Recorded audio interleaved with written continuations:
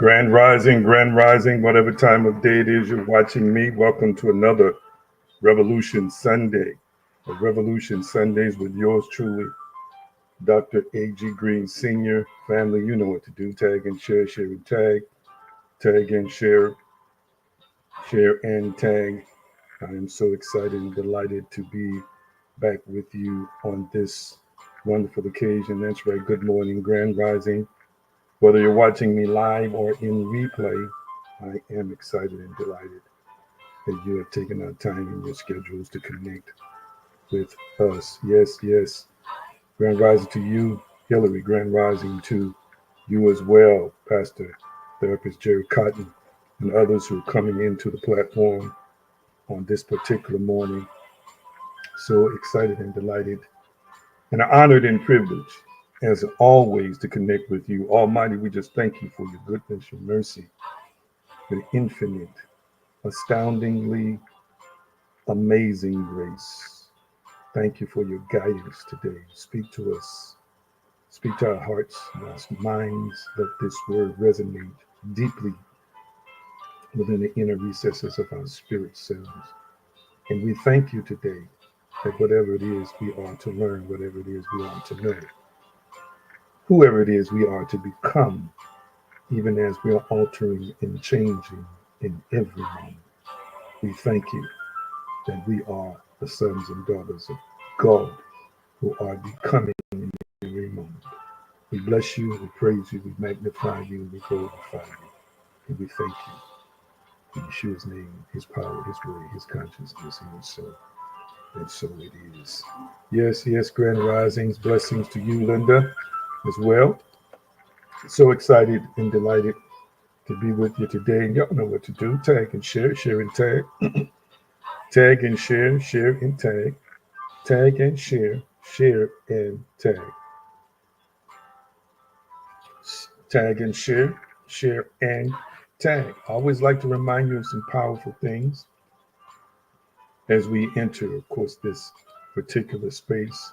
I want you to understand, according to what Philippians chapter 4, and I believe it's verse 13, says to us, I can do all things through Christ, through the Christos, through the anointed one and his anointing. And I am so excited and delighted to be able to encourage you to know that no matter whatever it is, or no matter what it is, that you're dealing with and facing, that I can. I want you to type quickly in the comment section, I can. I can do all things. I can endure all trials. I can resist all demeaning and demoting situations. I can overcome. I can master.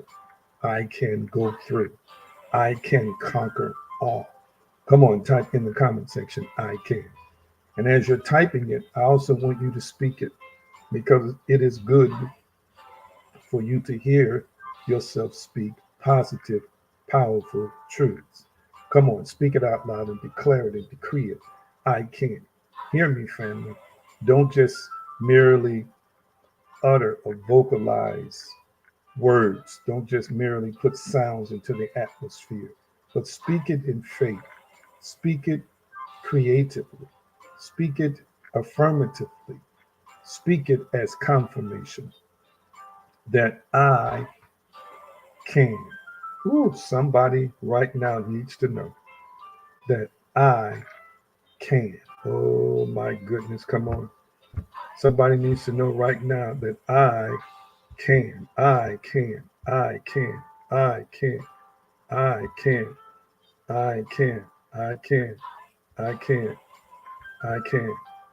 I can. Come on, type it in the comment section. I can. I need you to know at all times, despite what you're thinking about. Matter of fact, if there's something that seems to be opposing you now, if there's something that appears to be resisting you now, if there's something that appears to be challenging you now, I want you to type it in the comment section, or I want you to speak out loud to that thing, I can. The next thing I always like to remind you of is that you're made in the image and likeness of an omnipotent creator. an almighty being. You are the offspring of the divine. You're not just merely human. You're not just merely flesh and blood. You're a powerful spiritual species of a God class. And I want you to therefore type it in the comment section. I am powerful. Now unto him that is able to do exceeding abundantly above all that we ask or think, it's according to the power that worketh where in us. I want you to type it in the comment section. I am powerful. Feel the vibration of power. Sense the movement of power. Know the power of the Spirit of God connected with your spirit, even right now, in this moment and in this hour. I am powerful. Come on, type in the comment section. I am powerful. I am powerful. I am powerful. I am powerful. I am powerful. I am powerful. I am powerful. Come on, type that. I am powerful. I am powerful. I am powerful. I am powerful. Come on, type that in the comment section. I am powerful. Did you speak it out loud? Did you speak it in your atmosphere? Come on now. Some of you might be walking around while you're watching me. It's good. Walk through the house, declare and decree I am powerful. Continue to affirm within yourself. There are too many feelings of powerlessness. There's too much thinking of what I can't do and what I can't accomplish and who I am not. There needs to be more conversation with you within yourself as to who and what you are and how powerful the Creator has made you to be.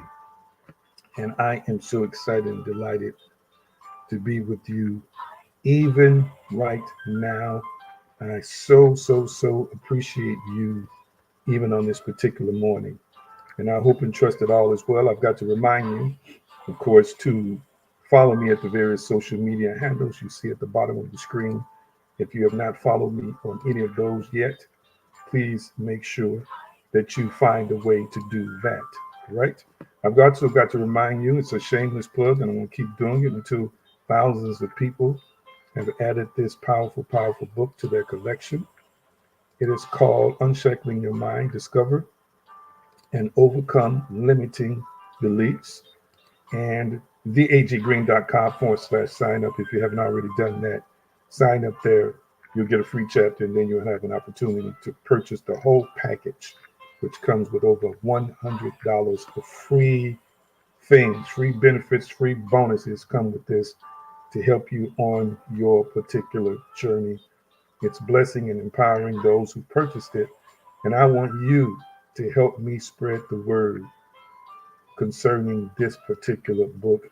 I know that it has been designed in partnership with the Almighty to bless, impact, and empower many people.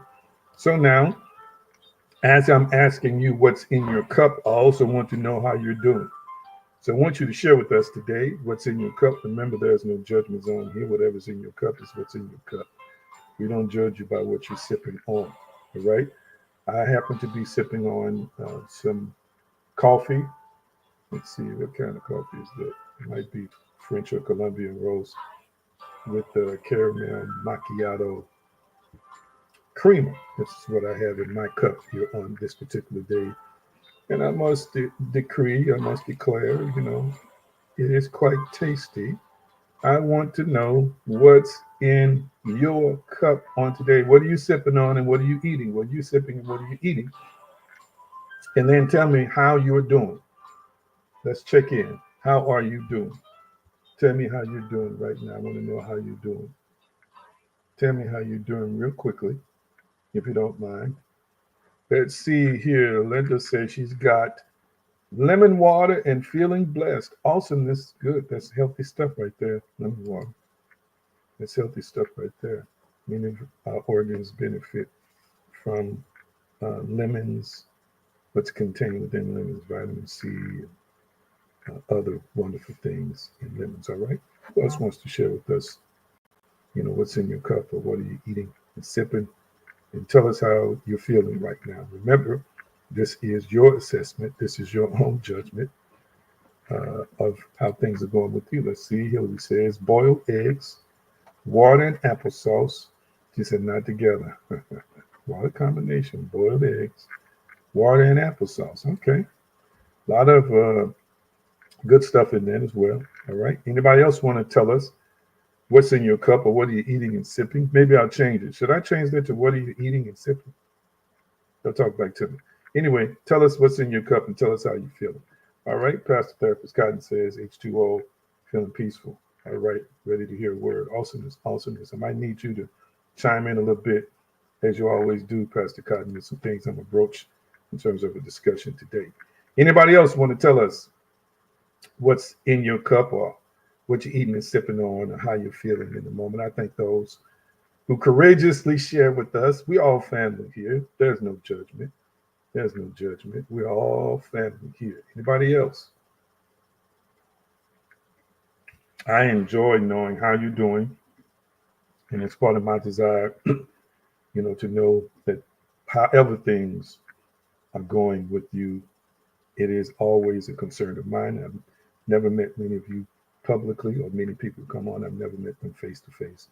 But you're a part of this online community and you support me. Let me share something with you as it relates to me and who I am. I am loyal to people who are loyal to me, period. I'm going to say that again. I am loyal to people who are loyal to me. And some of these people who have been loyal to me and were loyal to me, I may not have seen them in years, but if they have consistently been loyal and we still have a good, solid relationship, even if I haven't spoken to them in a while, I am beholden to them. I am still loyal to them. So I am grateful for those who come on and support week in and week out consistently, whether I've ever met you or not. It means a lot to me that you support us. And so whatever is going on in your life is important to me. You're not just a number, some people are a name. Some of you use your regular name. Some of you use fictitious names. It's fine. Whatever name is behind, whatever person, I should say, or spirit being that is you, which is behind the name that shows up here on social media, is relevant and important to me. And that's why when I get inboxes from people for prayer, requests, concerns, I pause and stop what I'm doing, especially those who support me consistently. I am obligated in my heart of hearts to you. And so I want you to know that I really do care and I am concerned about your life. Wonderful, wonderful. Thank you so much for sharing what you're eating and sipping on and how you are doing on this particular day. I am still working on the presentation political show. It's in the works. You should start seeing some things in the upcoming days as it relates to bring on a few guests. I'm in the middle. I'm independent. I'm not supporting one or the other. I'm not out here using this platform to tell you who to vote for like some people do. I am a little bit cynical as it relates to politics. I just believe there's, destitution in terms of integrity, morality, fairness on both sides. I don't get into that. But I am going to bring some people on who are more immersed in that space to have conversations about platforms and things you should consider before you go to the polls. Plain and simple. I don't put God in this foolishness like some of these people are. God is not in this foolishness. I'm just going to tell you that from the beginning. I'm not going to get on that tangential soapbox right now. Love you and appreciate you so dearly. We're going to get into our teaching on today. And we've been in a series. Over the last, look like 6 weeks. I hope I got the number correct. We're going to start at Psalm 1837, but we're going to be working from some different texts. But Psalm 1837. So I want my helpers to copy and paste that scripture up. Psalm 1837. Put it on the screen for us, please. Psalm 1837. And then we're going to work from there. The Spirit of God has something to say to us. Are you ready to receive today? Tell me if you're ready to receive today. Tell me if you're ready to receive today. Tell me if you're ready to receive today. Are you ready to receive today? Talk back to me. Tell me if you're ready to receive on this particular day. Psalm 1837 This King James Version. I have pursued mine enemies and overtaken them. Neither did I turn again till they were consumed. Till they were consumed. And of course, you saw the subject that we've been discussing, Seek and Destroy, Part 7. Seek and Destroy, Part 7. Seek and Destroy, Part 7. I believe this is going to be the last installment on this particular series, Seek and Destroy, Part 7. Almighty, we thank you for your guidance. In Yeshua's name, and so it is. So we've been discussing with you, and without going back into all of the background I've given you before, about the enemy within. David is talking about, in this particular text, most likely more literally, an enemy he might engage in battle and war in the physical sense, on the physical three-dimensional battleground. You and I are discussing enemies that most likely live within us. And I have given you several notable quotes over the last several weeks, like the quote from Bob Dylan, I fought with my twin, the enemy within. James helped us a little bit. A double-minded man is unstable in all his ways. I have shared so many of these quotes over the last several weeks to help us to understand that many times we're focusing on who we think is an enemy on the outside of us. But truth be told, the way we deal with the world, the way we move in and out of the three-dimensional world, the three-dimensional space, this what we perceive to be spatial reality, always is driven from what's on the inside of us. I love James' particular text, and I could have quoted other scriptures from the Bible. I just decided to quote his particular text because what we don't understand is that double-mindedness, triple-mindedness, quadruple-mindedness, so forth and so on, varying opinions about ourselves exist within all of us. There are multiple thoughts of yourself, multiple perceptions of yourself. Understand that these perceptions are conceptions. And since they are conceptions, they have been conceived. Like a child is conceived in its mother's womb and eventually birthed. These things have an identity. I want you to understand that every thought carries with it an identity, a conceptual identity. I'm going to say it again. Every thought and every image creates a conceptual identity or an identity of sorts. Why is this relevant and important? Because if you have created the conception that you are miserable, then your identity is going to be associated with a miserable person. So if your name was Sally, then you would be miserable Sally.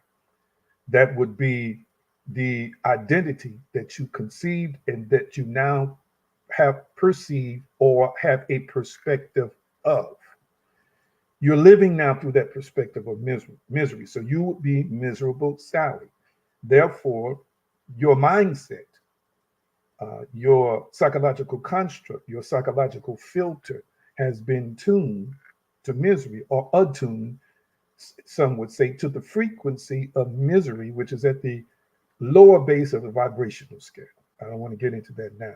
So therefore, you're going to, as you live this life, process things through a mindset of being miserable. You have taken on that identity. That part of you is now an established enemy. And I'm going to say this again. I know it might be unpopular in certain circles. Y'all got to stop blaming stuff on the devil. That's you. You got to stop blaming stuff on evil, sinister spirits. That's you. It is not them, it's you. And the truth be told, as far as their existence is concerned, they can do no more than what your thinking or your belief system allows them to do. This is the thing that seems to be lost on many people in religious circles. We are so used to deferring the blame. My challenge today with some of this teaching is that if we don't teach people how powerful they are, if we don't teach people the authority that they really possess, and we don't teach people who they are the divine offspring of, and if we keep teaching people that they are susceptible and weak and powerless to stuff that is independent of them, then you are number one, you're sending a bad message. You're sending a weakened, watered down message.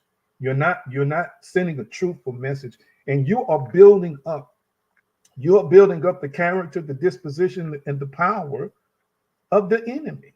This is what you are doing. And I'm saying it to you again, according to even the way it's thought in traditional Christian circles. Allegedly, the enemy is not supposed to be able to do any more than what you allow to do. So my thing is, why aren't you teaching and emphasizing the power of who you are, what you possess? And that begins with your thoughts, your images, which come together to create a compilation of what's a belief that defines your identity, whether you're powerful or powerless. It's going to exude and emanate and come forth out of your beliefs. I want you to hear me real clearly. I'm not teaching you to be codependent. I'm not teaching you to be weak. I'm not teaching you to be powerless.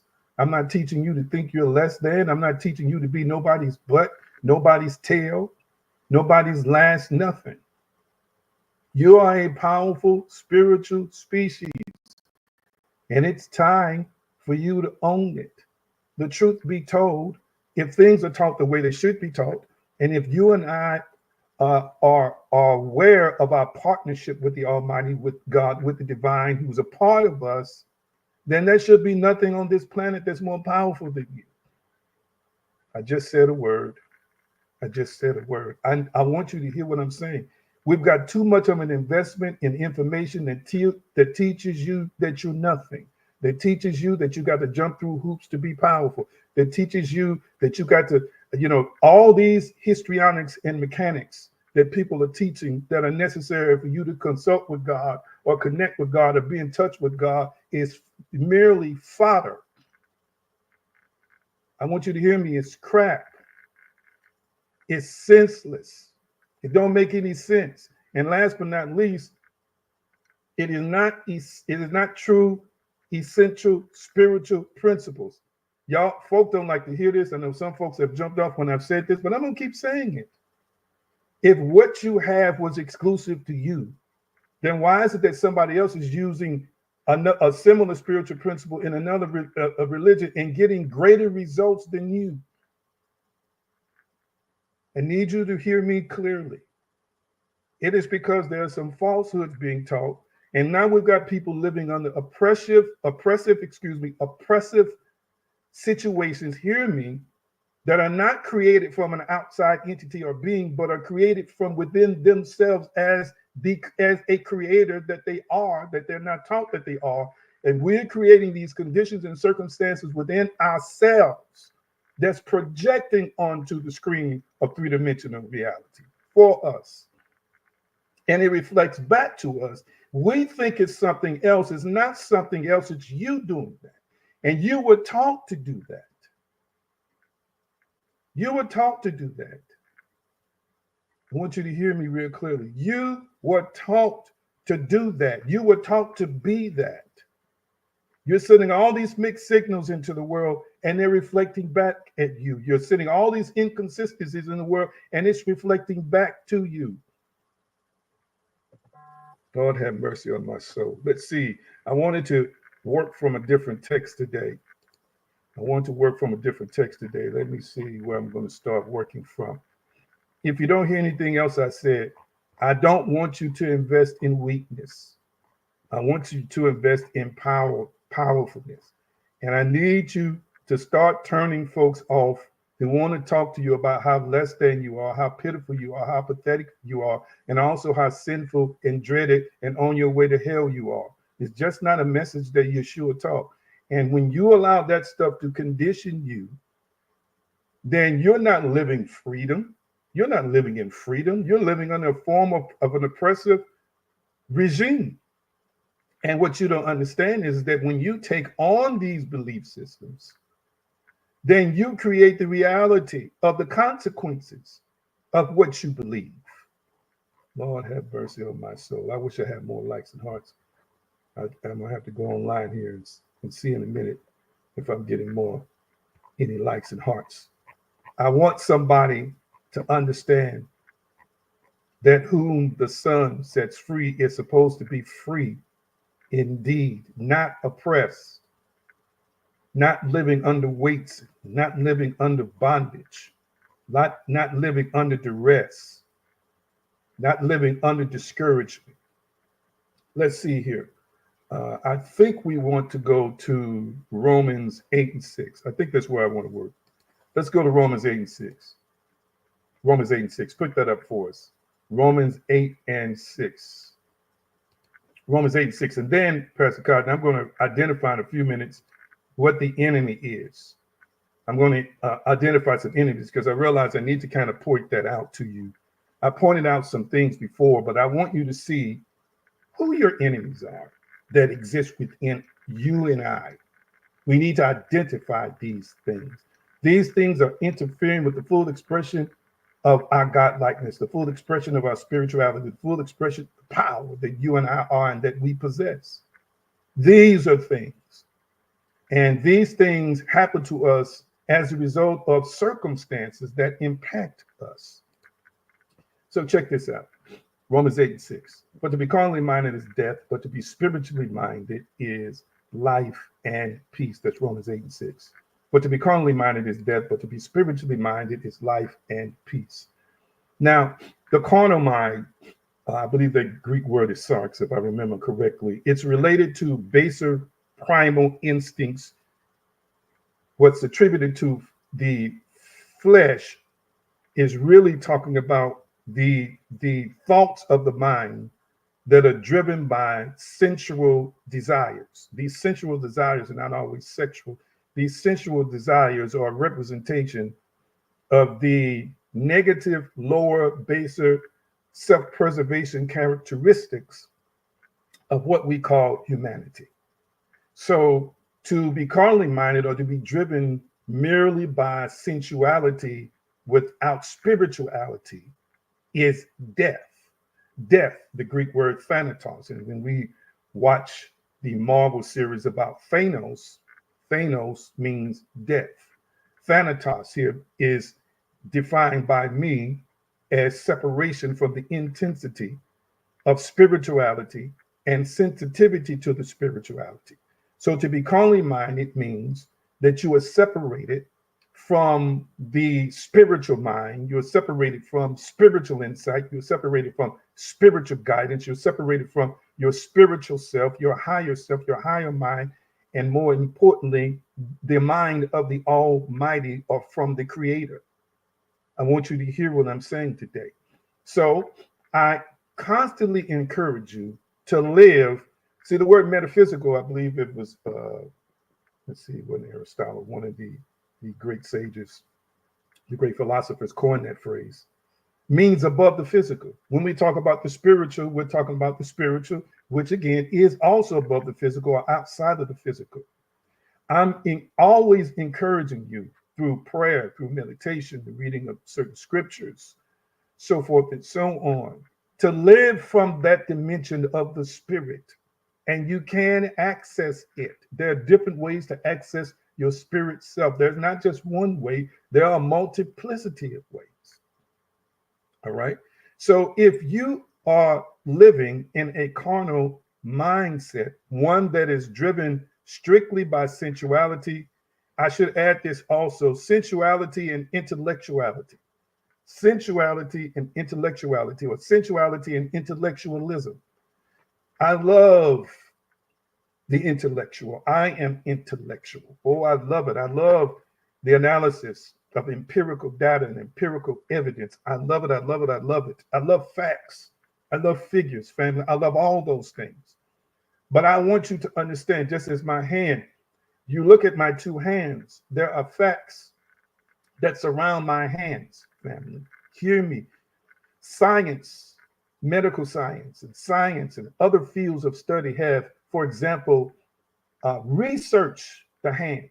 They have researched the bones in the hands, the sinews in the hand, the tissue in the hands, the blood that is produced from the bones in our hand, the amount of digits and the usage of every finger, and from the thumb to the other four fingers, and how they're used congruently, or how they're used in agreement with each other, and the dexterity and the agility and the multiple complex things that we as a species can do with our hands. It is written. It is written in books. It is written in textbooks. It is written in journals. It is recorded in medical journals. Whether they did it through live patients or through cadavers by studying the bone structure from the past up until now.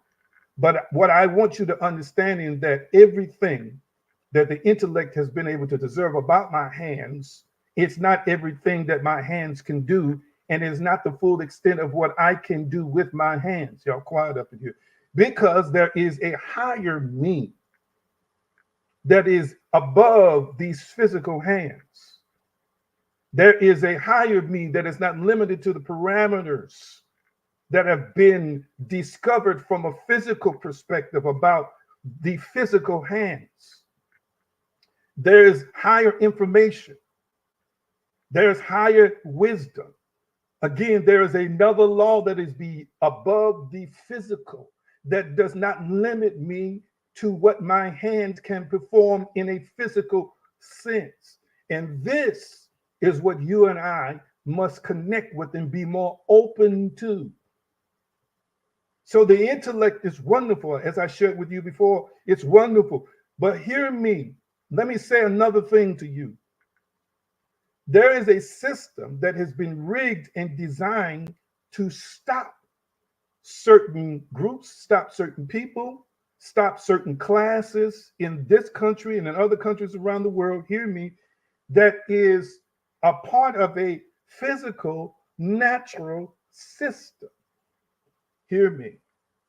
In other words, you that are watching me today, whether you know it or not, the government has you in a statistical category.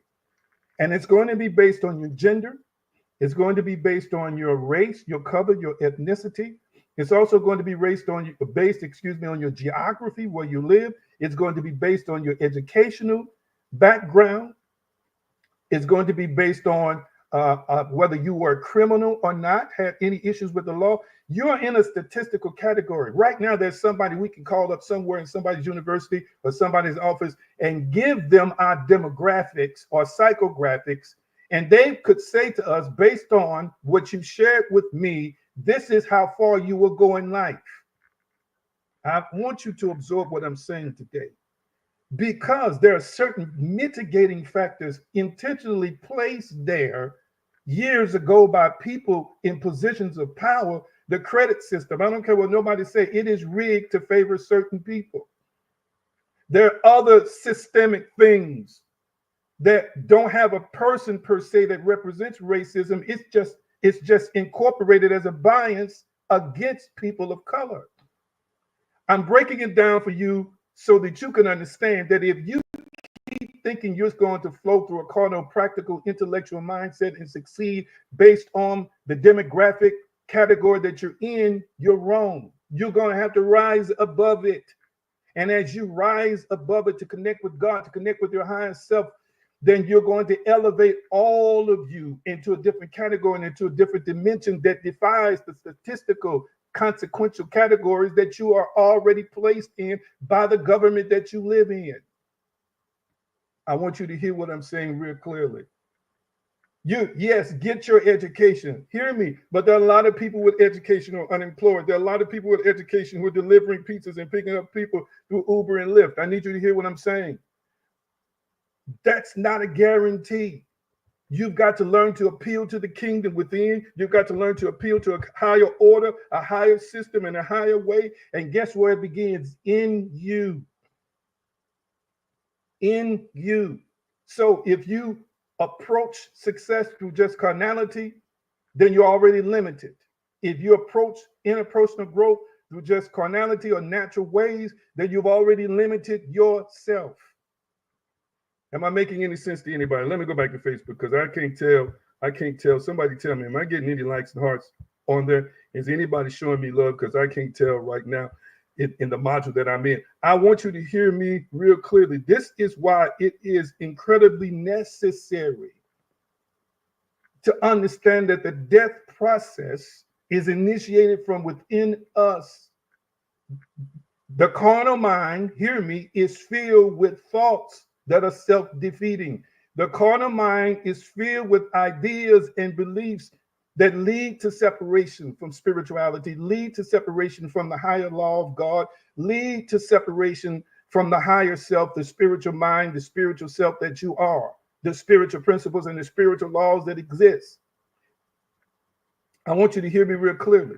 And so if you major in these alone, notice I said alone because they're necessary at some point in time to be utilized in your life. But if you think that this is the only way, then you're already limiting yourself. To be spiritually minded,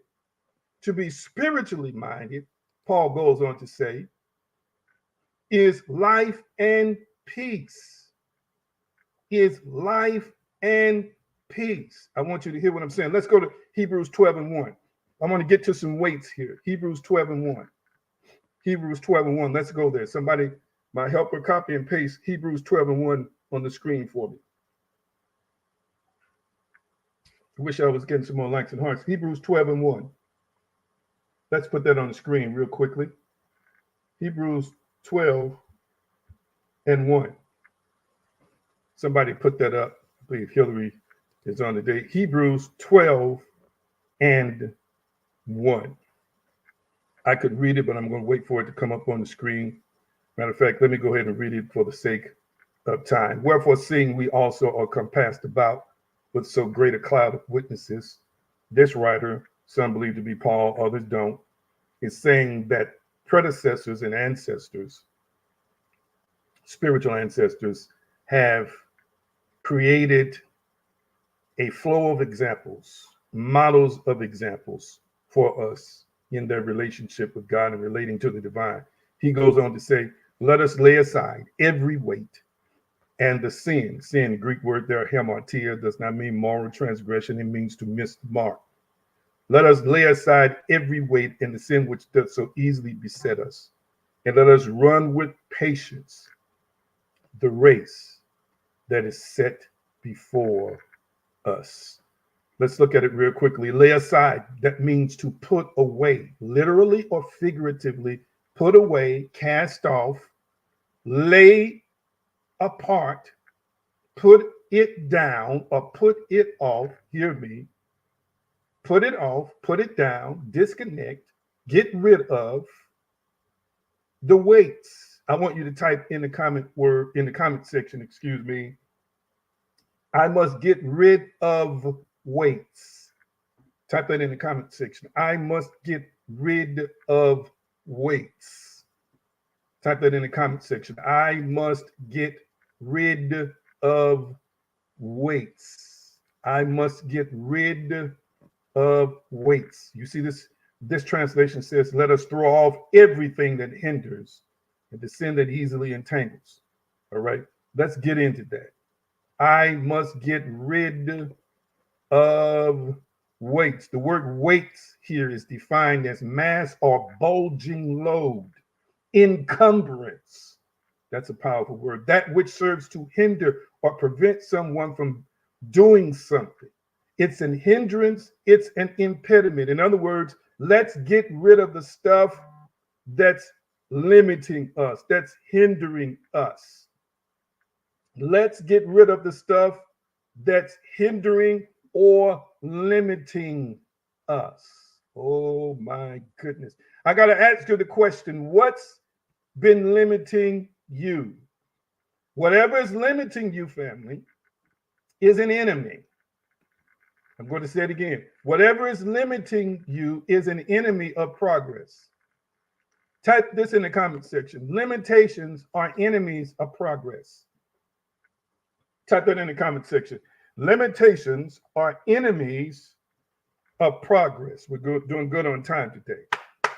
Limitations are enemies of progress. Guard your heart, for out of it flow the issues of life. The word issues, remember I shared with you in the Hebrew, that is defined as boundaries. Guard your heart, for out of it flow the boundaries of life. And I'm gonna spend some more time in that scripture in the future. Contained within the boundaries really is defined as what you think, imagine, what you believe that is formed in your heart creates boundaries. And from out of you into the world, you manifest, you project and then manifest these boundaries. Limitations are enemies of progress. Thank you, Pastor Cousins, putting it up as a quote. Awesomeness. They are enemies of progress. It's just as simple as that. Whatever you think you can't do, you can't do. Whatever you think you can do, you can do. I want you to hear me real clearly. It's an enemy of progress. So there's a couple of things that I want to define as enemies today. Are y'all ready? There's a couple of things I want to define as enemies today. The first enemy, and I want my helper to help me out. Enemy number one is the comfort zone. Enemy number one is the comfort zone. See, this is why I might have to do a part 2 to this. I thought I would be finished today, but I'm not going to probably get through all these. I just don't like to rush. I'm going to try and get, let me see, about 4 of these in today. 4 or 5 of these in today. All right. Comfort zone. Number one, put it in the comment section. There you go. Thank you, Hillary. Number one, comfort zone. This is an enemy that is within many of us. The comfort zone is basically leads to stagnation and a lack of personal growth. For people who are in the comfort zone, it's a state of mind where individuals feel secure and familiar with their surroundings, relying on established habits and routines. So listen, while it provides a sense of safety, staying too long in the comfort zone can lead to stagnation and hinder personal growth. Wow. Ooh, some folks are satisfied just living in the little perimeter that they've been living in the listen. Some folks are satisfied. They're satisfied with jacked up relationships. Come on now. They're satisfied with average or less than average money. They're satisfied with their little job. They'll complain about their little job, but they're satisfied. They complain about their relationship, but they're complacent. They're complaining about the house they live in, but they're complacent. They're not going nowhere no time soon. They're complaining about how the children are acting up, but they're complacent. They won't do anything to change it. That comfort zone, the comfort zone is what we're most familiar with. And instead of taking a risk or taking a chance, people who live in a comfort zone, because they're familiar with it, they don't always like to rock the boat. Watch this. It's a statement, there's some semblance of truth to it, but sometimes when it comes down to jobs, or comes down to relationships or whatever, people will say stuff like this. We've coined the phrase among our species, it's better to deal with the devil you know. What? I understand what they mean by that. That you know, at least you know that one. But they use it as a way to justify not resolving what's going on with the enemy that you're dealing with, so that you move to the next level, the next situation. Come on here, somebody. That's flawed thinking. I'm talking to some people right now who want to change cities. You want to do better in your life. You want to even be closer to the Almighty, but you're in a comfort zone. Some of y'all, listen.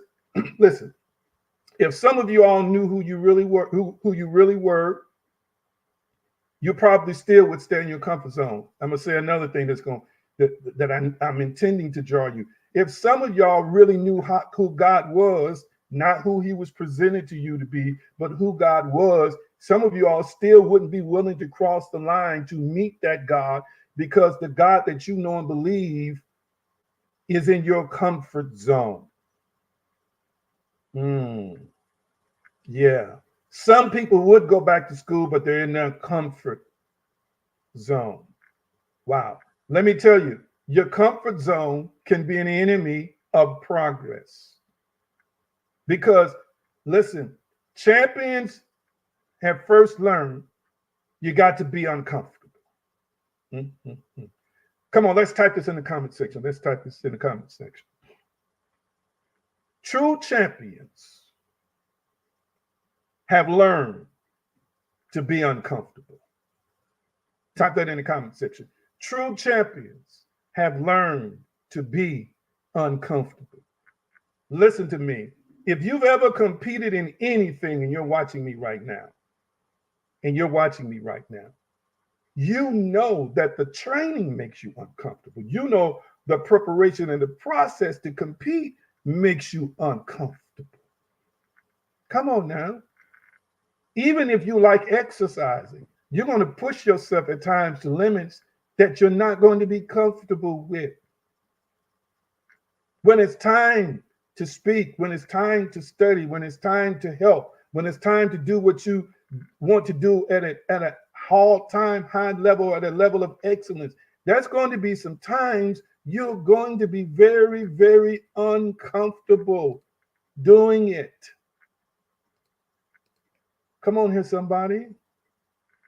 I told you about that discussion on First Take last week between, in a response the week before last to the current quarterback of the Tampa Bay Buccaneers and what he was told by, somebody on that team about, making it lighthearted, so forth and so on, because people felt like they were under so much pressure to win championships when Tom Brady was there. And then I shared with y'all Tom Brady's quote. And then I told you how Shannon Sharp, Teddy Bruschi, who won 2 to 3 Super Bowls with Tom Brady, along with Stephen A., took the conversation to the next level about real champions and how uncomfortable you have to be and how that makes you better and elevates your mindset, elevates your mentality, causes you to sharpen and focus and become a better version of yourself that leads to you being a champion. So if you are comfortable, listen to me, living at a lower level, you got to get out that comfort zone. If you're comfortable not challenging yourself, that's why you're receiving the meager results you're receiving in your life. You got to get out of that. If you're comfortable just knowing the same people, doing the same stuff all the time, family, that's why you're not growing. That's why you're not expanding.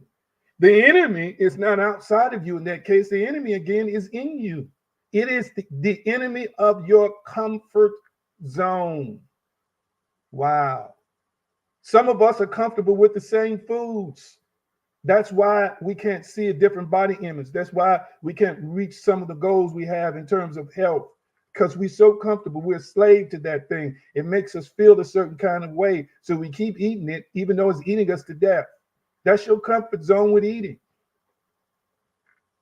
The reason why sometimes we have a difficult problem maintaining our health and weight is because we're comfortable sitting on the couch. We're comfortable being sedentary. We're comfortable going through that same routine. No, get out the comfort zone. Walk your neighborhood. Come on here, somebody. Listen. There is no true success without discomfort. I'm going to say it again. There is no true success without discomfort. At some point in time, you're going to be challenged. And as I'm speaking right now, this is a confirmation for many of you all. You've already been challenged by the Almighty, and you've been challenged by the Almighty speaking through the voice of other people like mine who are telling you there's next level for you, but you're going to be uncomfortable first. You're going to be uncomfortable shifting to a higher dimension, shifting and evolving to a higher place. It's going to be uncomfortable mentally at first. It may be a little bit uncomfortable physically at first, but I'm sharing with you the results that you're going to receive from learning how to adjust to the discomfort will get you out of the comfort zone into a higher level of you and a higher level of living.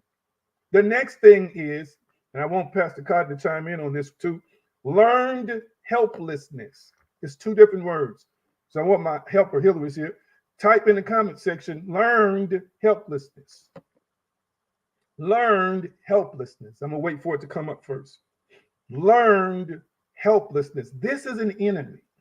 We're talking about enemies now. This is a part of carnality. This is a part of the carnal mind that I'm talking about. This is a part of your mind, will, and emotions that is contrived as a response sometimes from trauma and dysfunction. We learn what's called learned helplessness. Let me look in the chat and see if it's been put up.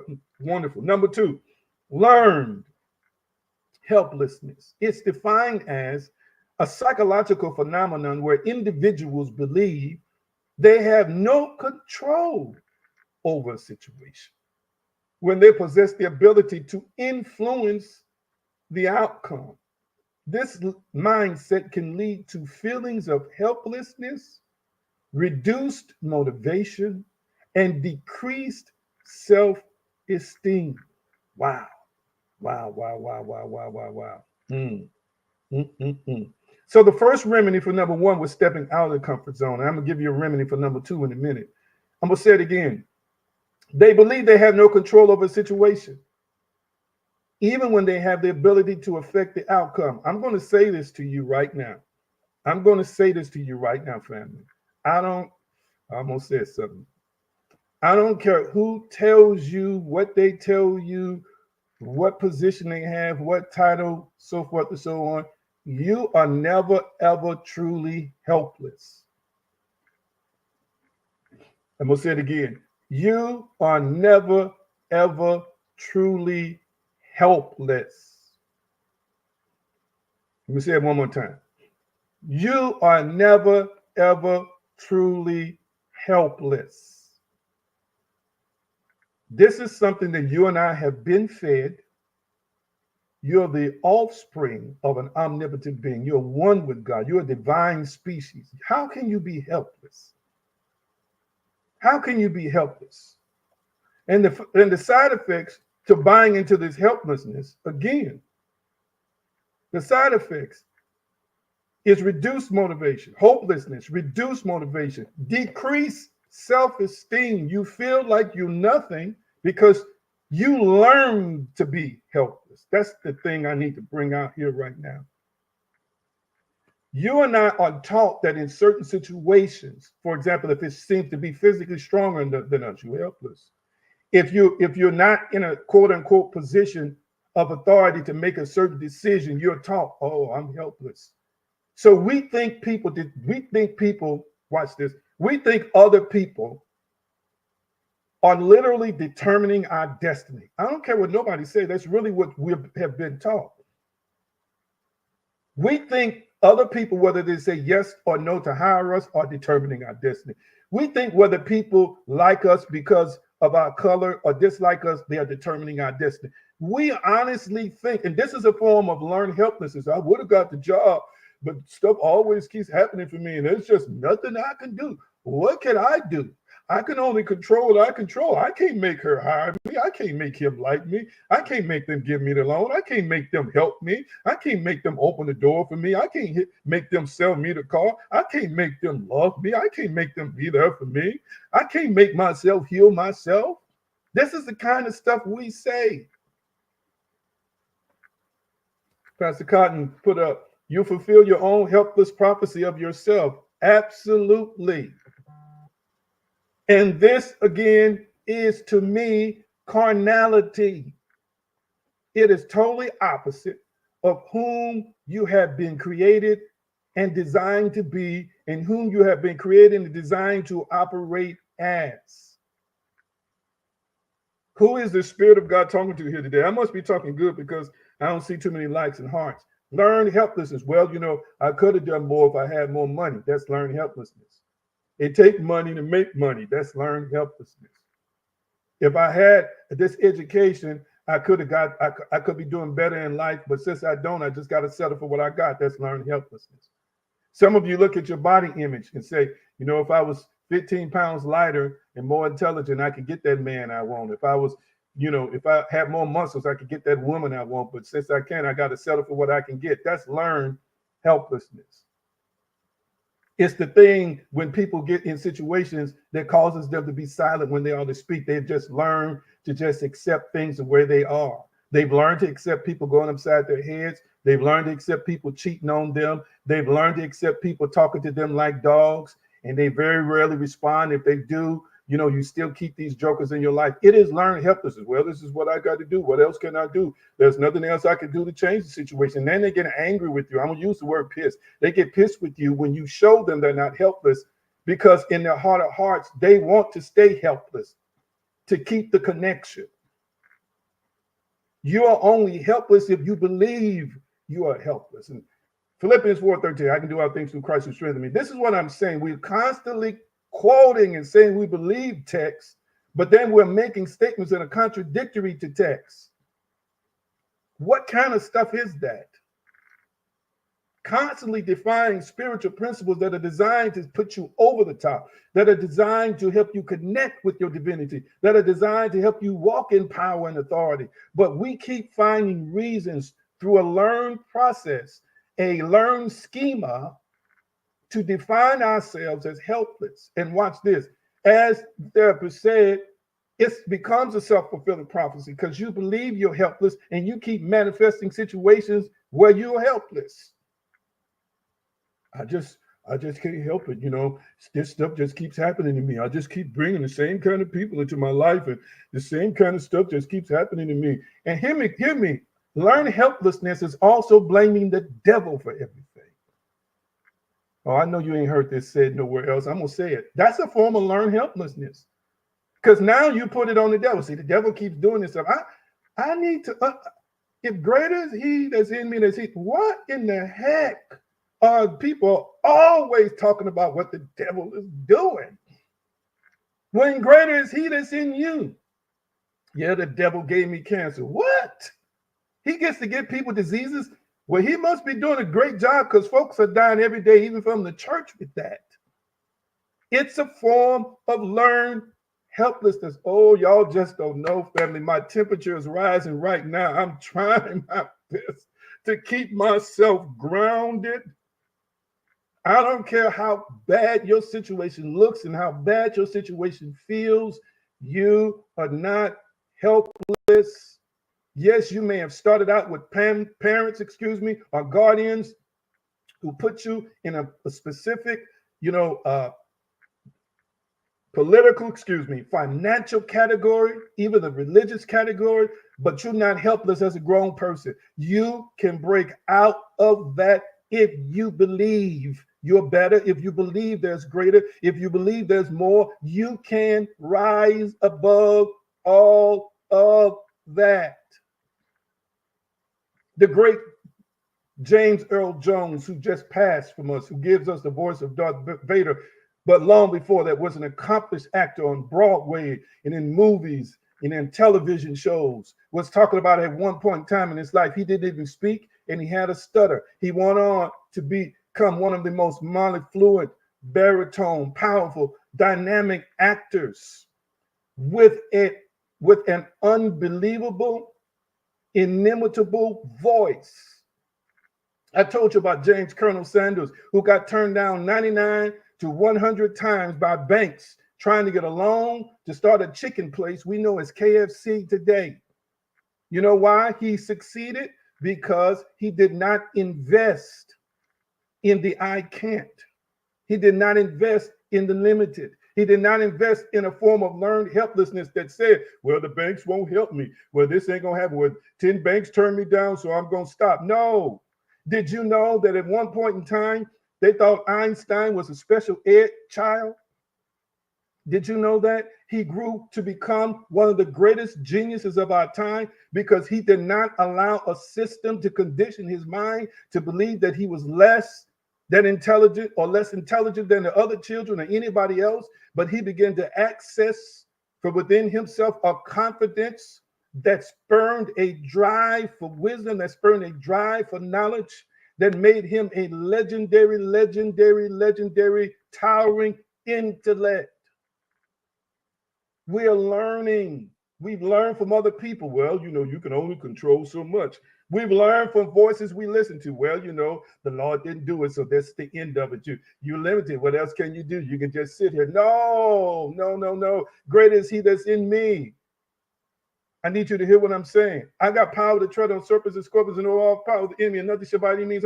Y'all need to start quoting the right scriptures and start quoting them in the right context that's going to empower you in a way to help you know and understand you ain't really helpless at no particular time. Even when it feels like it, just say, I felt that, but I'm not that. Because I've got power to change situations. I've got power to change circumstances. And I'm going to begin in my prayer by not begging, but decreeing. And then I'm going to begin with my faith by saying the outcome, by believing the outcome. You got to challenge negative thought patterns. This is the remedy for that. Challenge negative thought patterns associated with learned helplessness. Challenge it. Come on now. I'm going to say it again. Challenge it.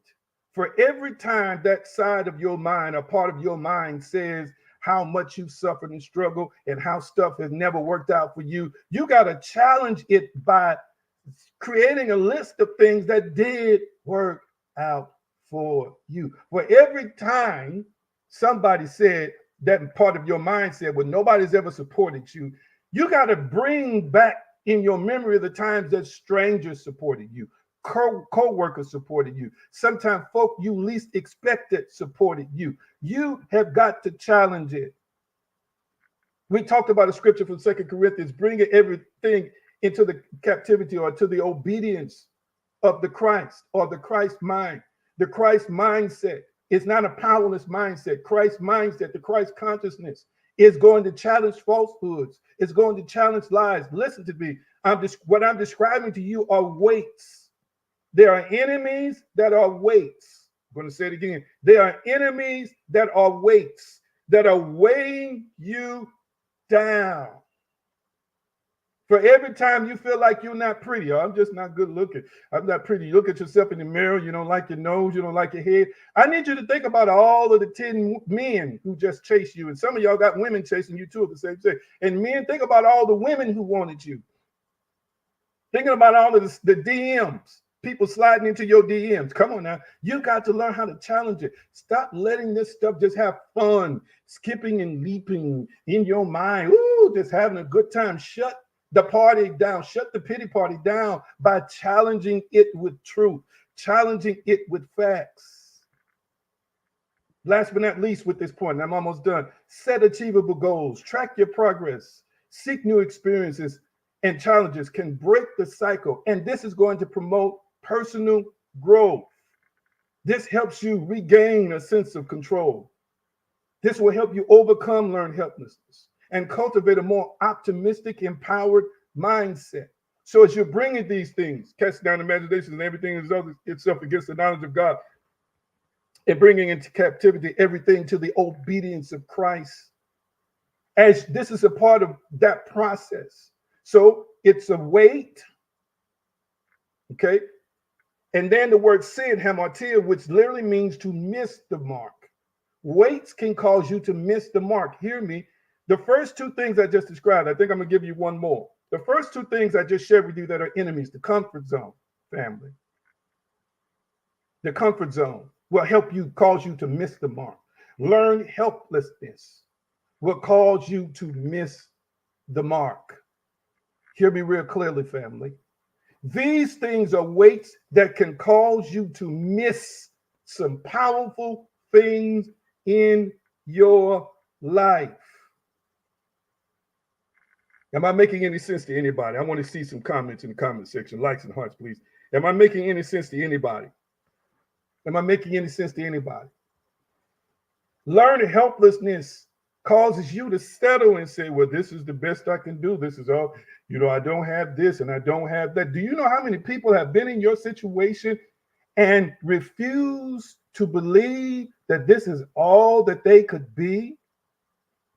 I want you to hear me. I'm going to say it again. Do you know how many people have been in your same situation who rose above it and knew they could and would become better? I need you to catch me. From all walks of life, from all backgrounds, from all kinds of circumstances and situations.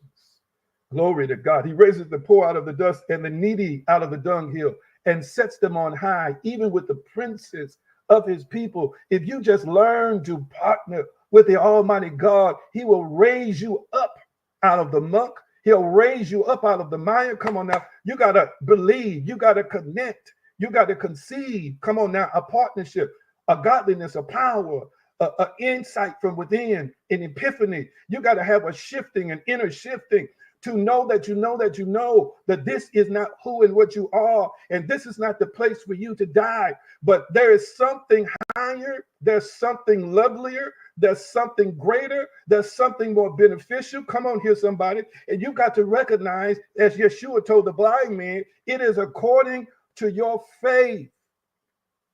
Family, it is according to your faith. Do not accept learned helplessness as your reality. Recognize that God desires to see you with better. Let me give you number 3. Can I give you number 3? Is it possible for me to give you number 3? Can I give you number 3? Talk back to me. Can I give you one more? Can I give you one more? Can I give you one more? Can I give you one more? Let me look in the comment section. Is that a yes or a no? Okay, I got a yes from Charlotte. I'm going to give you one more. Thank you, Miss Charlotte. I'm going to give you one more, and then I'm going to be done. Let's see. Let me see which third one. Which third one? Which third one? Here we go. Here we go. Number 3. Type in the comment section for me here. The number 3, path of least resistance. Path of least resistance. Wow. I've done this before and regretted it. Path of least resistance. Path of least resistance. Let me see if it's in the comment section so I can put it up for you. There we go. Number 3. This is an enemy. This is a weight. This is carnal-minded thinking. The path of least resistance refers to the tendency to choose the easiest and most convenient route to achieve a result, even if it may not be the most effective or beneficial option in the long run. Wow. There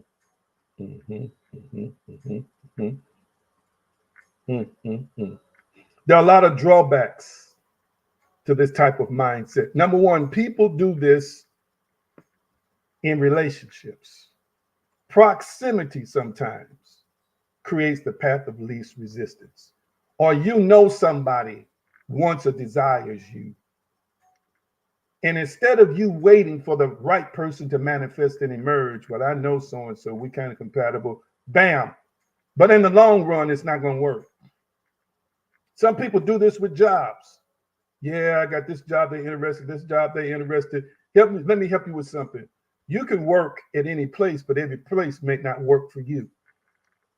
So you take the path of least resistance, you get it, and now you're dissatisfied with it. Sometimes people try and take shortcuts to progress.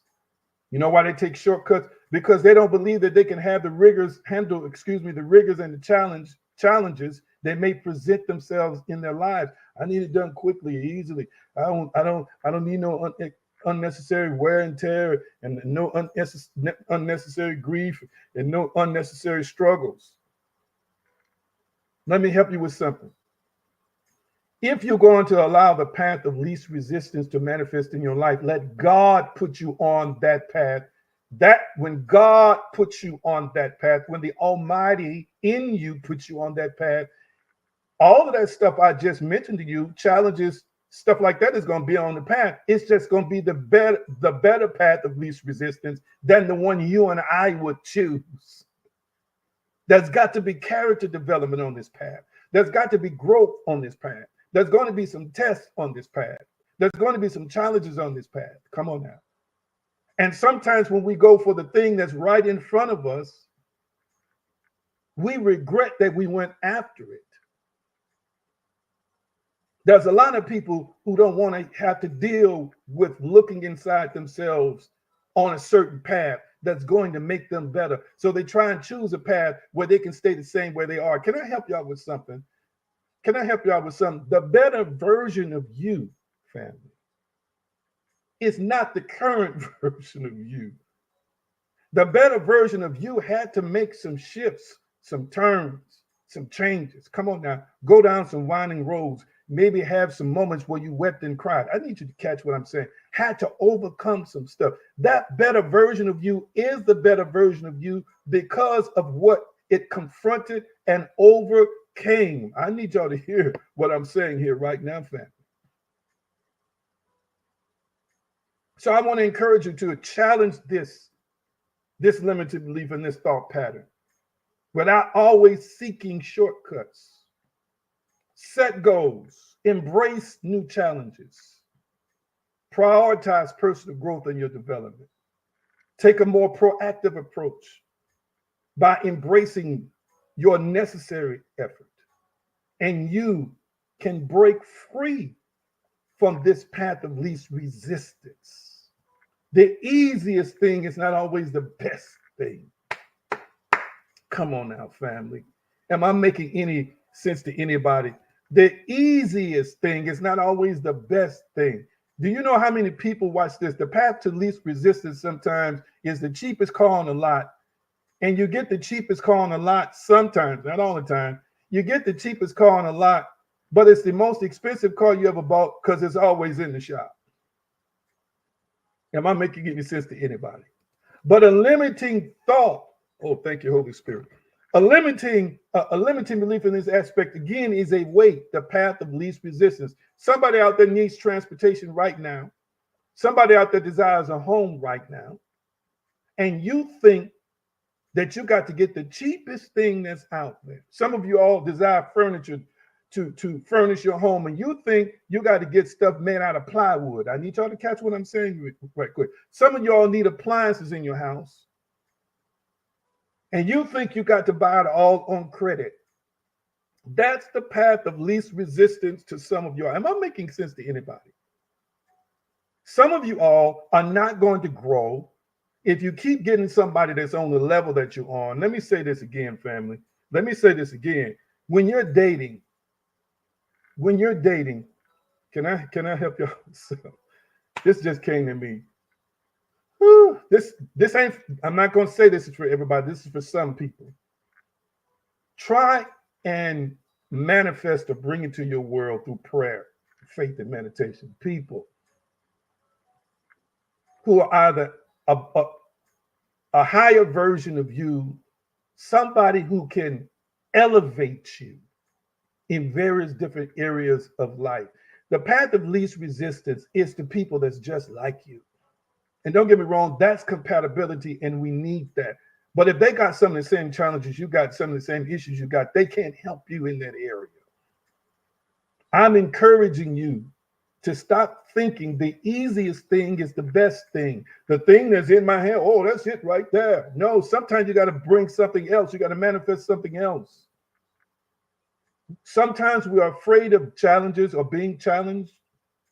Sometimes we're afraid of people seeing into us. Sometimes we're afraid of having to make changes, to have to improve, to have to grow. Come on here, somebody. And you take the least path, and you end up with a person that can't fulfill you intellectually, can't fulfill you spiritually. Oh, the sex is good, the money is good, but the other stuff that really means the most to you is lacking. Some of y'all choosing the cheapest schools, the cheapest places to live. They filled with roaches. I need you to catch what I'm saying. When there's power in you to manifest, to produce exactly the quality that you really, really, really deserve. But sister so-and-so or brother so-and-so, they were sitting right next to you in church, brother so-and-so, they this, that, and the other. Plain Jane, vanilla. Come on now. You know you too exotic for that. Y'all choosing these plain people when you too exotic. You're choosing plain situations. You're choosing same situations. When you know you're different, you know you're not a clone, but you keep choosing clones. You know you're an original creation. You don't even try and stand out, and you're standing out in the crowd, but you think you can be satisfied with somebody else because it's the least path. Wow. Woo. I feel God rising up in me. Family, hear me. Be careful. Be careful that you're not reaching out for stuff because it's easy. It's so easy. I want you to understand that that easy thing can turn out to be the most hellish thing you ever laid your eyes on. The most hellish thing that ever manifested in your life. The thing you will learn to regret for years and years to come can be the thing that was easy for you to get. I know people who bought houses because they were cheaper and got it on sale. There's a reason why they dropped the price. In this case, don't get me wrong, they can drop the price because we manifested in a quality home. I'm not talking about that. You got to understand that when you have the path to least resistance mindset, many times you're going to manifest problems in that thing based on your mindset. So the path to least resistance, watch this, is going to manifest in the seller who's got a cheap item to sell you. A cheap, inferior item. Y'all need to catch that. You are connecting with people who are thinking like you. They didn't put hardly nothing into the property as a path of least resistance. That's why you brought them in. They didn't put nothing to that car that's on their lot. Watch this. We got people that ain't invested nothing in their inner selves. The path of least resistance. I'll just live. I'll just exist. I'll just go to church and shout out now, or I won't go nowhere, and I'll just and I'll just coast and be with people who vibe with me and don't challenge me, and don't encourage me, don't lift me up, I'm good. The path of least resistance, watch this, is for me to continue to be my own dysfunctional self, my own lack of spiritual self, my own limited self. Come on now, my own limited me. That's the path of least resistance that people have the mindset of. So if you reach for a person like that, or reach for a situation like that, or reach for a circumstance like that, then you're going to reap a harvest of misery and pain and strife and discouragement. Ooh, I felt that. I felt that, family. I feel it. I feel it. I feel it. Let me pray. Let me pray. Let me pray. Let me pray. Almighty, I just thank you and praise you right now for this moment in time that I have with my family. Your will is done in us, with us, and through us. There's somebody today who needs to seek and destroy all enemies that exist within. And Father, I pray that they have taken just these few enemies that were listed today. And if they see it in their hearts, Almighty, that they would confront it, that they would own it, confront it, and begin the work to conquer it and master it. And I thank you that with your strength, I thank you that with the right spiritual principles, I thank you that with the right word, they're going to overcome these carnal weights that have been weighing them down, limiting them, hindering them, causing them to miss the mark of success and the mark of prosperity, the mark of joy, the mark of inner fulfillment, the mark of peace. Hallelujah. The mark of healthy self-love. And by faith, I declare their emancipation from these enemies. By faith, I declare, by faith and the power that I am and that's invested in me, I declare their liberation Right now, chains are breaking off their thinking. Chains are breaking off their minds. Chains are breaking off places and spaces in their hearts. Thank you that they are open and receptive to this word and that it is freeing and delivering them right now. In Yeshua's name, his consciousness, his power, it is so. And so it is. I sense the presence of God. Am I the only one who's sensing a liberating, emancipating presence now? Talk back to me. Tell me. Tell me how you feel. Talk back to me. How are you feeling in this moment? I sense this so strong. Thank you for the hearts that are coming. I sense it. I sense it. I sense it. Come on now. This is a moment we should open ourselves up to God even more. The God that is already resident in you. He that is joined to the Lord as one spirit. In him we live and move and have our being. He's already in you. He's already a part of you. Come on now. Open your heart and your mind. Hallelujah. And know that you know that you know that things are leaving your mind. Hearts, mindsets are being changed in you. Paradigms are being dissolved. Old paradigms, old strongholds of learned helplessness, old strongholds of the comfort zone, old strongholds of the path of least resistance, and anything else that's representative of something that's an enemy in you is being conquered and mastered. Hallelujah. Hallelujah. And I thank you and I praise you in Yeshua's name. Let me give you this. It's coming to me. And Pastor Cotton, you might want to inject something here right quick. There's a couple of things I want you, and I want Hillary, she's still here, to type it in, my helpers to type in the comment section, that I want you to look at. I know you're feeling good. I sense the presence of God here to liberate and to make whole. These are some things that I want you to look at. Number one, self-identity, or how you see yourself or how you identify yourself. Number one, self-identity. Self-identity.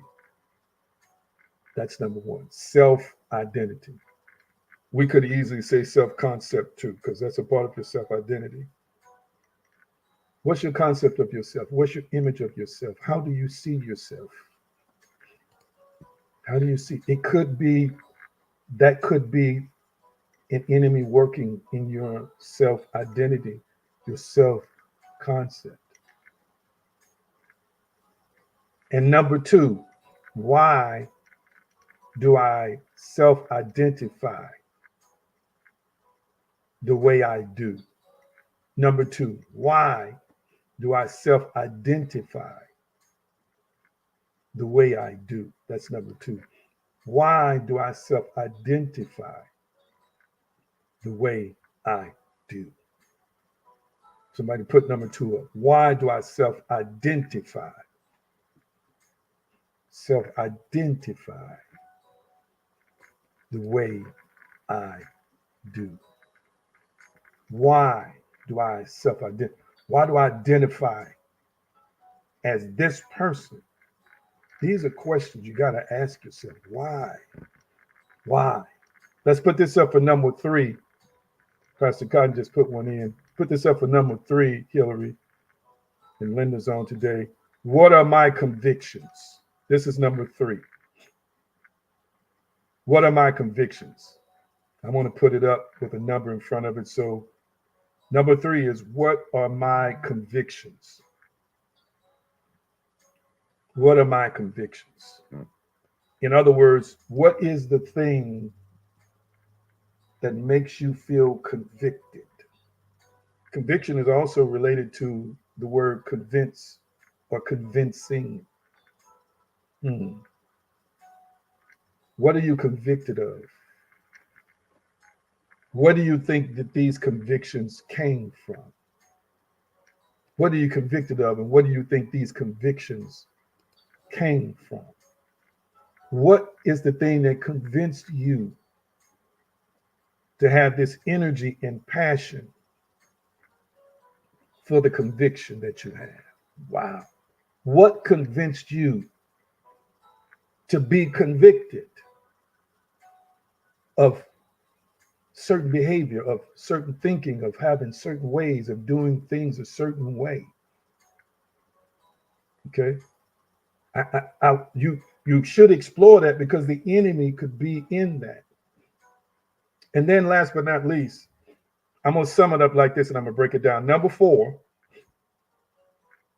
what triggers you? Number 4, what triggers you? This is so awesomely powerful. What triggers you?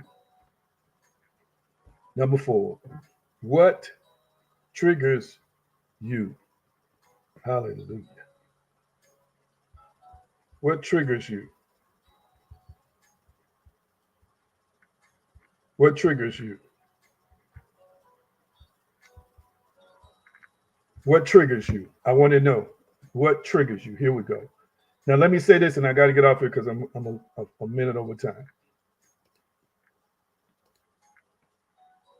When we get triggers that makes us angry, that makes us jealous, that makes us feel inferior, that cause us to feel discouraged, even triggers that make us happy. Because sometimes the triggers that make us happy, we might be happy for things that we shouldn't be happy for. For example, if one of your enemies just got ran over by a car and you're happy about that, should you be happy about that? But what's triggering it? Because when you ask yourself what's triggering shame, thank you, Pastor Cotton, what's triggering fear? Yeah, what makes you feel ashamed? What makes you feel fearful? Ask yourself the question, and then learn to explore and trace it back through that emotion, from that feeling. Thoughts are associated with it, sometimes experiences. And then you've got to ask yourself, but should I still be feeling like that today? Do I want to continue to feel like this person today? Do I want to still be controlled? For example, I had something happen to me this morning before I got on. Let me put the giving opportunities at the bottom of the screen because I want you to prepare to give your offering. And I was looking at a picture of a young celebrity dressed a certain kind of way, an athlete. I'm not going to say the person's name. And I had a thought, I had an opinion. But again, I practice metacognition. I practice observing thoughts, feelings, and emotions, no matter what they are, family. I constantly, I'm telling you now, I share this with you. And this is not necessarily related to a chronological age, because I think that that's overrated, associating with chronological age. I'm just going to be honest. This is associated with a growth mindset, maturation, and growing in self-actualization. I said to myself, when that negative thought came to my mind about that person whom I don't know personally, who has nothing to do with me, despite what that person looked like, how that person was dressed, what that person thinks of themselves. So that's their life, not my life. And how do I know from that image that this person thinks they're this, that, and the other? And even if it's true, so what? That's them. And what I did in the moment is diffused any critical thinking, criticism. I don't want to say critical in terms of analysis, that's necessary. When I say critical, I mean Critical in the sense of criticism, any thinking that's criticizing. You know why? Because my negative thinking and negative energy, I don't want that to go out into the world and somehow touch and impact this person, this young person. That's their life. They've got to learn, they've got to grow. And it's just my opinion that could be totally faulty and flawed. How many of you are watching me today have had people see a picture of you, hear something about you, and think you think you're arrogant, you're prideful, whatever it is they think you think? Number one, it didn't make you feel good to know that's not who and what you are. Number two, sometimes they met you in a moment and admitted they had another opinion of you. It was totally flawed and totally wrong. And I say to myself, why would I want to exert my cognitive energy like that, my mental energy like that? Why? It's unnecessary. It's not a criticism I want to transmit into the world. It's not something that I just want to be thinking and hold on to that thought and feel good about that thought because of my worldview, because of my perspective. Am I making any sense to anybody? But I was triggered by certain thoughts and beliefs I had to respond with an opinion. To me, that was totally unnecessary. Did y'all catch what I just said? Anybody catch what I just said? So this is what I'm saying. There are things that happen to us that can trigger us to be angry, trigger us to be spiteful, trigger us to go in self-defense mode, trigger folks to want to fight, trigger y'all to want to cuss folk out. Come on now. Trigger y'all to want to get people. What's triggering you to feel jealous or envious or spiteful or overlooked or discouraged? And ask yourself in the moment, does this situation really warrant me thinking that way? When you start analyzing your triggers, family, you can start taking the power away from the event that creates the trigger. And family, when you do that, then you're in the process of eliminating an enemy in your thoughts and in your emotions that's causing you to get carried away. And let me say this, and I'm done. There's energy, emotive. Emotion is energy. Feeling has energy attached to it. And energy we process or interpret as negative, or an energy we process and interpret as positive. And I'm saying this to you again, family, that don't stay within you. You transmit that into the world. But understand this helps us define. It helps define our experience. So a negative emotion can leave a negative feeling, which is like a negative bad taste in our mouths. That energy will come up every time you have that thought, every time you have the image of that person, place, or thing. And let me tell you, you don't want to be living with that energy, because it'll zap the good stuff out of your mind in that moment. It will zap the positivity out of you. You can wake up in the morning feeling good, feeling refreshed, get on the highway or get to your place of work. Something happens, you get triggered, and a negative emotion will shut you down if you allow it for the rest of your day. Your head is down, you're feeling morbid, you feeling strange, you feeling weird, you just want to give up, quit, or whatever. Come on now. It's because you're still holding on to that negative energy. Learn how to release it and let it go. It's your enemy. It's sabotaging your moments, your mood, your day. Woo, I felt that one. Am I making any sense to anybody? I'm not seeing no likes and hearts. I must be living on somebody's road.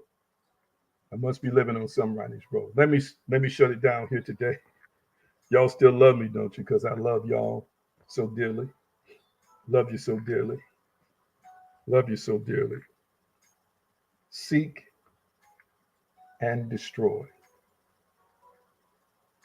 The outward man perishes, but the inner man is supposed to be renewed day by day. You're supposed to be renewed in the spirit of your mind, family. Every day is a day we take to be renewed in the spirit of our minds. And let me tell you again, it's a process, but it's worth it. It's worth it. $ AG Green or $ AG Green now is how you can give my cash app. As you give by Zelle today, 470-554-8942, the number at the bottom of the screen. And if you have Chime, you can give that way as well. I love you so dearly. How did this message find you today? How did this word find you today? Was it helpful? Was it beneficial? Talk back to me. Talk back to me real quickly, and I'm going to release you today. Was it beneficial? Talk back to me. Talk back to me. Was it beneficial? Mm, mm, mm. Wow. Pastor Therapist Cotton talked about convictions. Yes, we can be convicted by the wrong stuff. Literally be convicted by the wrong stuff. Where did those convictions come from? Hear me. That if a person wears a dress above their knee, they're loose and can't be trusted. Where do those convictions come from? We got all kinds of strange convictions of folks who can't be friends and folks who can't be included, and folks you can't interact with or you can interact with, or convictions about how you drive a car, or how you fix clothes, or how you see God, or we got all kinds of crazy convictions. Where did these come from? Because these convictions will be triggered in certain situations and circumstances. Trace your convictions back. Wow, that just came to me while I was talking. Your convictions are not always right. I feel this. This is what I feel. I know it's got to be right. So-and-so just said this. So-and-so ain't nothing. And so-and-so ain't nothing in your mind. So-and-so trying to get you in your mind. You convicted by trauma. That's your belief system. You're convicted by a negative past experience. That's your conviction. That when people fit in a certain category that looks like what it looked like to you, you get triggered. On your job, you're getting triggered. In the grocery store, you're getting triggered. Did you see the way they was looking at me? I know they was talking about me. That's your conviction. Because people have talked about you in the past, so everybody got to be talking about you. Everybody, who cares if they're talking about you? Who cares if they don't like you? Sometimes it's folks that's admiring you. Sometimes it's people that's looking at you and say you look like somebody they know. But you convicted by a stare. Your convictions come to life. They come to the surface. Talk about the devil over there in folks. No, that's the devilment and the devilishness in your own thoughts. That's triggering you. Wow, I feel God here. I got to let you go, though. I want you to give today. And I thank all those who support me. Some give later on through the week. Some of you give when you get extra. Thank you for appreciating me and this platform, the time, the love, the energy that I share with you on a weekly basis. I want to remind those who may not know that I have a wonderful book that's out, that's been endorsed by many. And it is called Unshackling Your Mind, Discover and Overcome Limiting Beliefs. It's a powerful book. daggreen.com/sign up. daggreen.com/sign up. For those who want a free chapter, get that free chapter. You're going to like it afterwards. I'm encouraging you to don't let any grass grow on your feet and buy the book. I also encourage my supporters and listeners, take that address. If you put it on Facebook, they don't like URL addresses like this, but take www.theaggreen.com/sign up and text it to people. Text it to your folks you know, okay? And encourage them to go out, if it has blessed you, to buy that book. This is another way that you support everything that I am doing, not just online, but in other places and spaces that y'all don't even know that I'm active in. All right? Love you so dearly. I'm going to release you with the shalom blessing. Shalom, shalom, peace, wholeness, prosperity, nothing missing, nothing broken. Love you. See many of you all in a few days.